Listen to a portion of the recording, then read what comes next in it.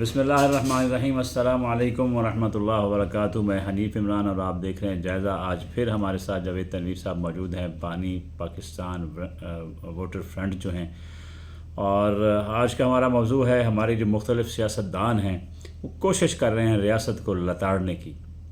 سیاستدان نہیں بلکہ بہت سارے طبقات ہیں جو کوشش کر رہے ہیں ریاست کو لتاڑیں اور ہماری جو پاک فوج ہے اس میں سے خامیاں نکالیں، اور پتہ نہیں کیا کچھ ان کو نظر آتا ہے۔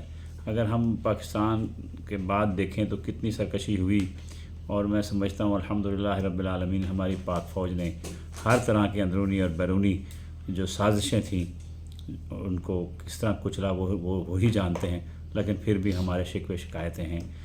میرا خیال ہے کہ ہمیں ریاست کو ریاست سمجھتے ہوئے اس کا ہاتھ مضبوط کرنا چاہیے۔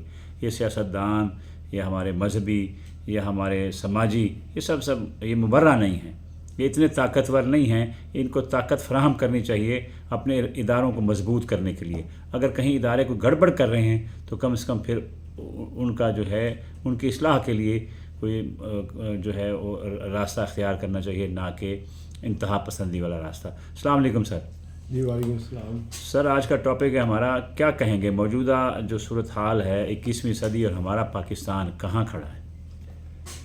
میرا خیال ہے جی کہ پاکستان تو اس وقت کہیں بھی نہیں کھڑا نظر آ رہا، لڑکھڑا رہا ہے۔ کھڑا ہونا تو بڑی دور کی بات ہے، لڑکھڑا رہا ہے۔ جی اور ہم افسوس سے میں کہہ سکتا ہوں کہ ہم جو بھی ہمارے بھائی ہیں، مطلب میں تو ان کو سیاستدان نہیں سمجھتا، دے آر نام نہاد سیاستدان، کیونکہ ان کو تو سیاست کی الف بے کا پتہ نہیں ہے۔ یہ تو صرف سیاست کو اقتدار کی سیڑھی سمجھتے ہیں۔ میرا جو ہمیں حضور نبی کریم نے سیاست کا درس دیا، قرآن سے جو ہمیں سیاست کا درس ملا، وہ تو مخلوق خدا کی خدمت ہے، بے لوث ہو کے، بغیر کسی لالچ کے۔ تو یہ تو صرف اقتدار کے لیے، مطلب بڑے فخر سے آکسفورڈ کا وہ جی ٹو گین پاور کو سیاست کہتے ہیں۔ تو یہ تو یعنی کہ ابلیسی قوتوں کا پھیلایا ہوا پروپیگنڈا ہے۔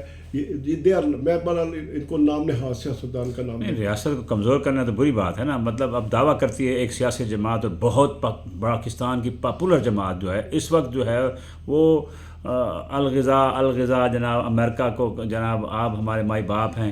اب اگر کوئی پہلے کوئی بات کرتا تھا تو وہ ملک مخالف تھا، آج اگر وہ کچھ کر رہے ہیں تو وہ زبردست ہے۔ تو کل تک ایبسلیوٹلی ناٹ تھا، آج جناب ہمیں جناب بچائیں، ہمیں بچائیں، ہمیں بچائیں۔ جب ایک ہمارا اندرونی معاملہ ہے تو اس کو اندرونی معاملے میں ہمارے پاس بہت سارے لوگ ہیں جو اس کو بیٹھ کے حل کیا جا سکتا ہے، لیکن نبی پاک صلی اللہ علیہ وسلم بھی یہی درس دیکھیں نا۔ آپ اگر جنگ احد کو دیکھیں، اگر ہم جنگ بدر کو دیکھیں تو مثالیں ملتی ہیں، ایگریمنٹ ملتے ہیں، 10 سال بعد پھر حج ہوتا ہے۔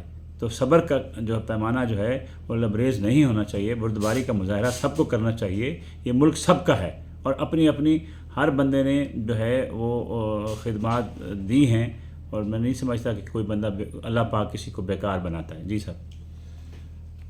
حنیف بھائی آپ بالکل درست فرما رہے ہیں، اور یہ میرا خیال ہے آلموسٹ آپ جیسے جو بھی درد دل رکھنے والے صحافت کے پیشے کے ساتھ منسلک ہیں، سب کی تقریباً یہی آواز ہے، اور ایک ہی بات کرتے ہیں کہ یہ کیا ہو رہا ہے کہ پہلے امریکہ نے مجھے نکال دیا، پھر امریکہ کو مجھے واپس لائے، اقتدار دلا دے۔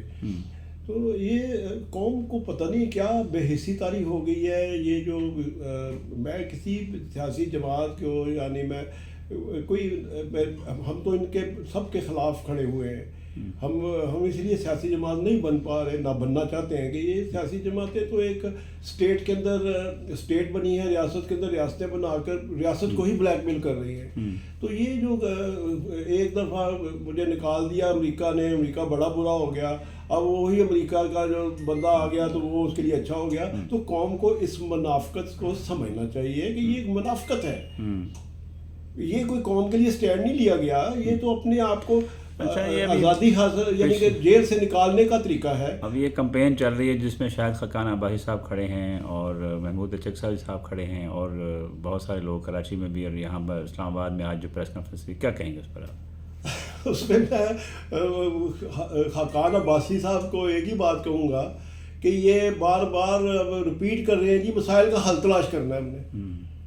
میں اس اللہ کے بندے کو پوچھنا چاہتا ہوں، بھائی اللہ کے نیک بندے، تو حل تلاش کرنے اب نکلا ہے جب تیرے ہاتھوں میں نہ کوئی طاقت رہی، نہ تیرے ہاتھوں میں کوئی وسائل رہے اس طرح کے، نہ تمہارے پاس افرادی قوت رہی.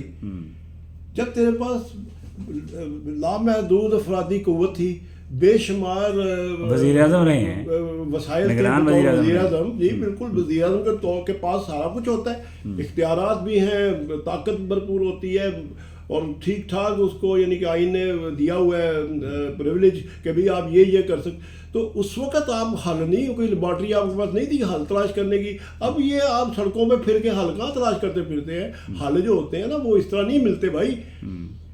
حل کے لیے اپنا آپ مارنا پڑتا ہے. آپ تو وزیر اعظم بن کے حل ڈھونڈنا چاہتے ہیں، ملک کو ایک اور تجربہ گاہ میں ڈالنا چاہتے ہیں. آپ کیوں گئی ایسا کچھ کر رہے ہیں؟ آپ متبادل قیادت پاکستان کی ہرگز نہیں ہو. نواز شریف کے ذاتی ملازم بنے ہوئے تھے اس وقت. نہیں وہ یہ دیکھیں نا شخصی قوم کا درد ادھر نہیں سے کیوں نکل گئے، قوم کا درد نہیں تھا سر اس میں، ادھر سے کیوں نکلے. یہ پوچھے تو بندہ ان سے تو ان کے پاس کوئی جواب نہیں ہے، کوئی کسی اصولوں پہ نہیں نکلے. یہ وہاں پہ یہ جب فرسٹ سیکنڈ تھرڈ ٹیئر میں بھی دیکھ کر ہی اب یہ کسی اوپر نہیں آ سکے تو انہوں نے کہا جی میں تو اب خود اپنا وزیر اعظم بنوں گا. وہ 300 کے قریب سیاسی جماعتیں پاکستان کے اندر ہیں، مذہبی جماعتیں ہیں، سیاسی جماعتیں ہیں جو سیاست کرنے کا چاہ رہی ہیں یا اقتدار میں آنا چاہتی ہیں. 300 وزیر اعظموں کی ریس میں 300 وزیر اعظم اور لاتعداد وزیر مشیر ہے، یہ سارے ایک ہی چیز کو لے کے چل رہے ہیں، ہمیں اقتدار دو. چاہے وہ چھوٹی جماعت ہے چاہے بڑی جماعت ہے، سب کا حق ہے وہ وزیر اعظم بننا چاہتے ہیں. میں کہتا ہوں کہ ایک ہی چھت تلے اکٹھے ہوں، ان کو ایک دوسرے کو دیکھ کے شرم آئے. کچھ کریں نا سر، کچھ قوم کو سمجھ آنی چاہیے کہ یہ جو اپنے منشور بنا کے بیٹھے ہوئے ہیں، آسمان سے تارے اتار بھی لاتے ہیں، لگا بھی آنے کے منشور ہیں ان کے، تو لیکن جب یہ اقتدار میں آتے ہیں تو ان سے پوچھا جاتا ہے. شکریہ سر. جی جی.